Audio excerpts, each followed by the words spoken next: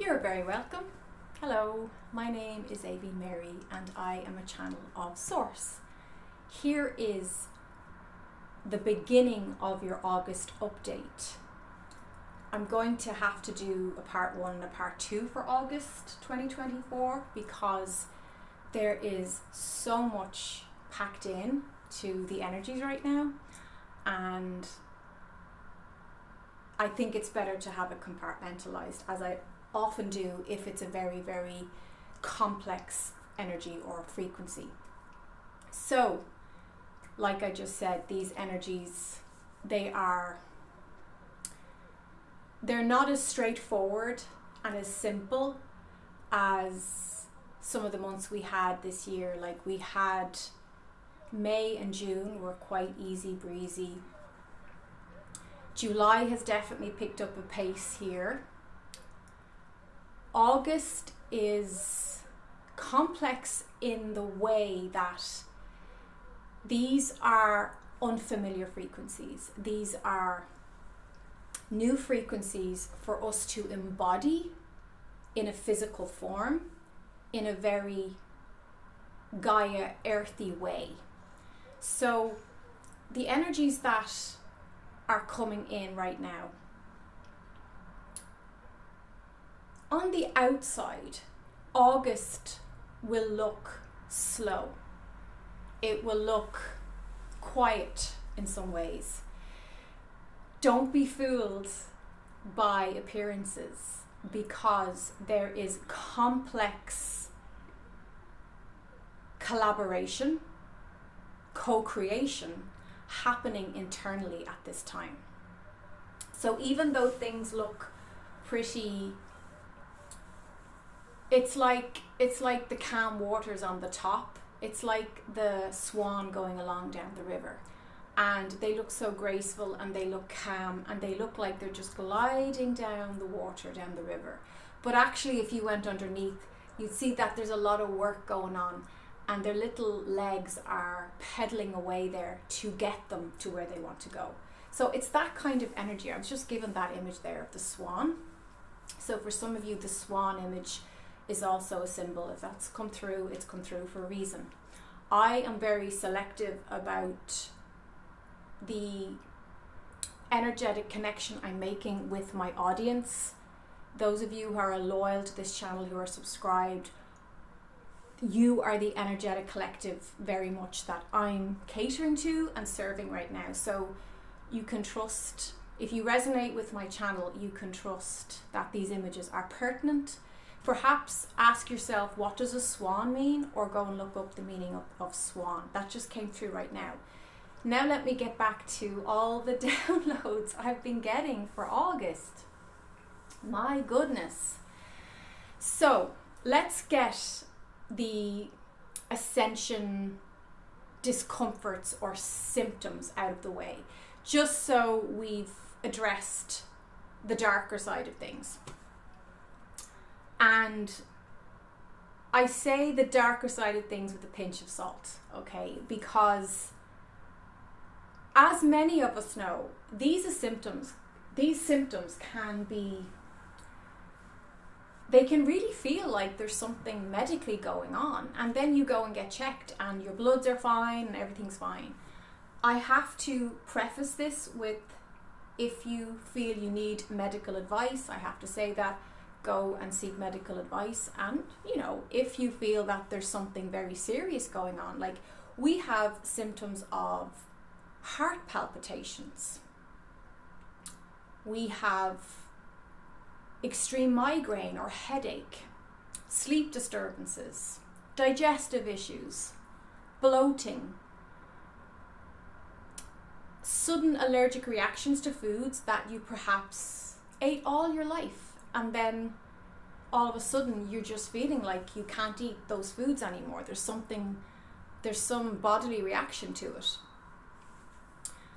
These Ascension symptoms right now can run quite deep, in that we are trying to adapt. Our bodies are doing the work to adapt to this massive heart expansion that's going on right now.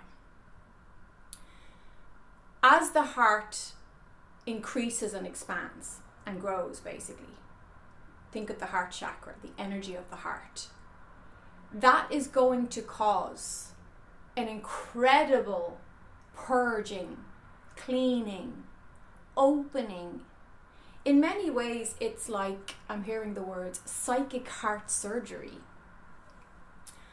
which, if you're a client of mine, you know that I do psychic surgery if it's needed, if it's necessary, when you come for a session with me. And these energies are very connected to this heart expansion and the heart having to tend to any shadows in there, any ancestral blueprints, ancestral bloodline curses, even though I don't believe in curses. I'm using that word just to describe the ancestral programs, misdirected energy, negative beliefs that can be often passed down, especially from mother to daughter and father to son. There's something about the same gender that's quite powerful with these programs. So you can often have father and son having a similar issue, or mother and daughter having similar issues. Or if you come from the ancestral trauma of narcissistic abuse, you can have the narcissistic mother with the empathic daughter. That is very, very common. So the daughter is a high sensitive. This can also be with the father-son dynamic. Obviously, this can be in all different directions, but a very common theme with my extensive work with all the people I work with and have worked with over the years, I do see that there is a very high percentage of narcissists with empath in the mother-daughter dynamic.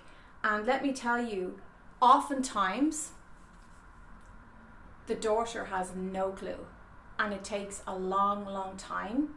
You have people in their 30s, 40s, 50s, even 60s only discovering then.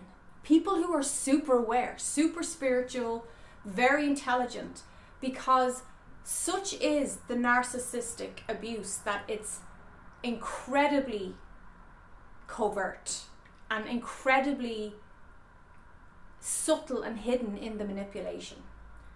I was not prepared to talk about this topic, so somebody out there, some of you need to hear this right now. Perhaps you're in therapy for this, or perhaps you have an inkling, you have this bad feeling that there's something not quite well with your mother, with your parental relationship. That's a message for someone right now. So there is a big focus on family. Family is a massive theme for August. Family relationships, family dynamics, and the family motif or motif. So every family has an emblem. Every family has an energetic emblem.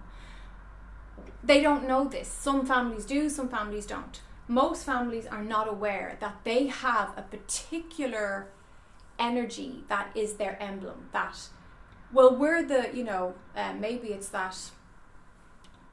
It could be something like, well, we're the Joneses and we don't do therapy, or we don't believe in that nonsense. Or we're the Joneses and we're strong and independent and we don't need anybody's help or support.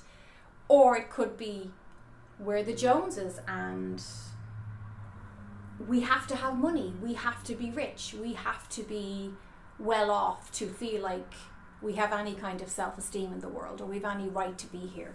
So you're going to find your soul in August is challenging these ridiculous themes and ego entities that have come on you and attached to you through your agreement to be in the family that you are currently incarnating with. Because at the end of the day, we have to remember there is an agreement with this. So we will be doing a lot of ancestral healing. And if that's something you're struggling with, I am brilliant at helping people with that. Go and check out my independent, all 5-star Google reviews. I also have testimonies on my website that I've gathered over the years. I have millions. Thank you so much to all my clients who took the time to write those beautiful testimonies. I do so appreciate it more than you realize. So what else do we have? So there will be a lot of people probably doing past life regressions to understand why their relationship is the way it is with their mother, father, brother, sister. So there will be a big focus on siblings, parents, cousins, family. And you may get some news about a family member that is very unexpected or throws you, and it causes you to pull closer to your family, or it causes you to perhaps realize that it's a toxic enmeshment and you need to pull back and you need to get back into your own opinion about things and your own energy about things. So that's something as well. What are the Ascension symptoms though? So a lot of this family stuff will obviously be connected to the expansion of the heart, because the heart is where we love, and it's all about our heart chakra is all about relationships, and family is very much about relationships, and it's very much about the beginning of where we learned how to interact with people. So our dynamics with friends, with colleagues, with our romantic partners, our lovers, this will all be a mirror and a blueprint of the mother-father relationship. So that will have a direct imprint on how you interact and how you relate to it, pretty much everybody. I'm trying to think of what else. There was so many. I could not believe the list of symptoms.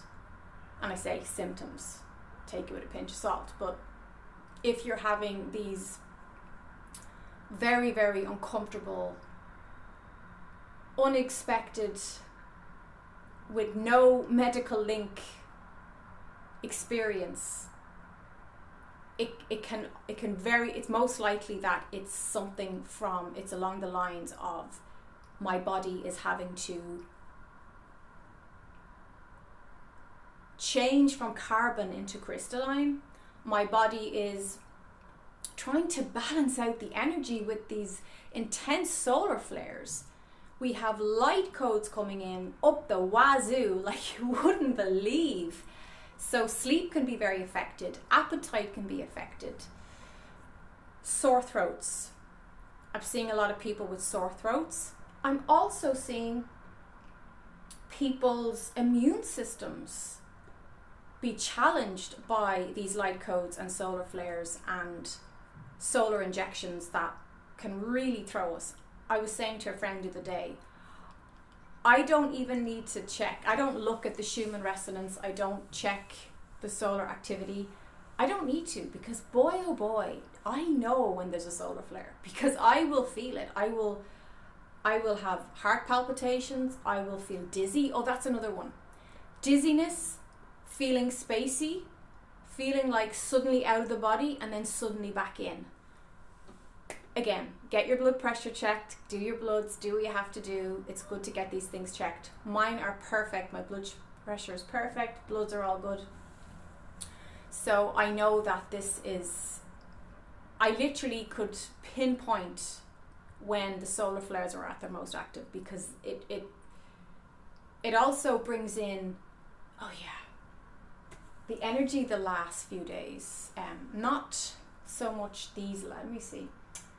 The end of July coming into August, massive wave of intense anxiety, and it's like my ego's like, I don't know where to pin this, because everything's fine and everything's calm and everything's peaceful, and then I go to the angels, what is this about? And they're like, it's ascension, it's adjustment.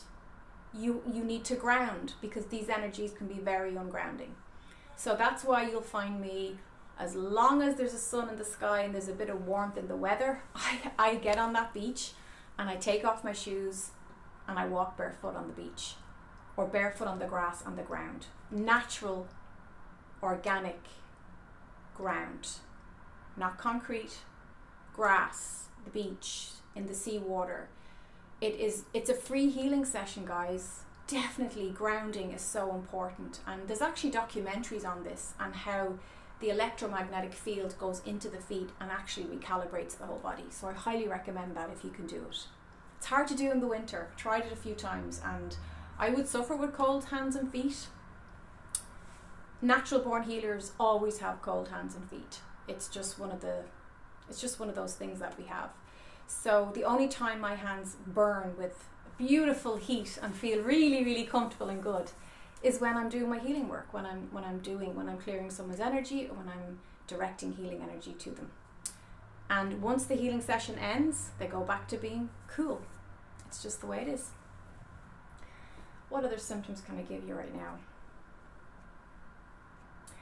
So, as I was saying, these uncomfortable symptoms, I find it a comfort when I know there's nothing physically wrong and I understand, I'm told that these energies are causing my body to have to react in a certain way. And then I can tell the cells of my body. I can be self-soothing, and I highly recommend this, where you can say to the cells, everything's okay, we are adjusting, we are adapting, this is a new time, this is a new timeline shift, we've quantum jumped again, and we are simply calibrating, we are recalibrating to these frequencies. You will be looking also, besides family, you will also be looking at friendships. You will be looking at creating new friendships, being exposed to new communities, new clubs, new people. You might even find you make a new best friend, which is always lovely. So there's a coming together of similar frequency, kith and kin people who are part of your soul tribe. Now, obviously, if you're just sitting at home all day on your phone, you're not really helping the universe to help you to cross paths with these people. So that's where you have to show up with the language of Gaia, which is the language of action. And go to the house parties, go to the barbecue, go to the park, walk your dog, chat to people. I think it's great when you're open and you can chat to people anywhere and everywhere. It connects us as a community, and you'll be surprised at how lonely some people are. And simply by being open to smiling and having an open body language to engaging with them, it can actually make someone's day, especially old people who maybe a lot of their families have passed on. I think that's a really important thing as well. And again, I didn't plan on saying that, so somebody needs to hear that. Maybe you have an old person around you who is feeling kind of lonely, and maybe you could drop in, or again, just smile and say, hello, how are you? You'd be surprised the impact that can have. And it can just, that humanness, that connection, that open heart. August is all about the heart. It's all about the heart energy and our relationships. And what I will say is, the middle of August, I feel, will be where most of the dynamic changes happen. Okay, I'm just getting 2 dates now. Okay, the 7th and the 14th. The 7th and the 14th of August. Mark those dates. And that's interesting because 2 7s is 14, so it's the 7th and then the 14th. So there's a lovely pattern there. Those days are especially blessed, I feel, or lucky if you want to use that word, beneficial. Okay, is there anything else? Okay, I'm going to do a part two for this, because Mercury's retrograde, and it's mad. That's another thing. You might find your communication skills are not as sharp and clear as usual. you may find you're tripping over words or you're forgetting words. And I've already done a video. Wow, there's a really loud road out there. I've done a video on memory and how people think their memory is this like filing cabinet in the brain, and it's not. You can watch that video if you want to go deeper into that topic. But what I talked about in that video is quite relevant to August, because the old memory of the old story you're going to find is fading and becoming more foggy, and that's actually to serve you so that you're not carrying any wounds or any old dead energy into this new timeline. So we have shifted. Today's the 3rd of August, and I think there was some moon. I think there might have been a full moon or a new moon today or yesterday, I'm not sure. I'm not an astrologer, but I did feel we quantum leaped. I felt that in the last 2 days. So today's the 3rd. See if you tally up with that.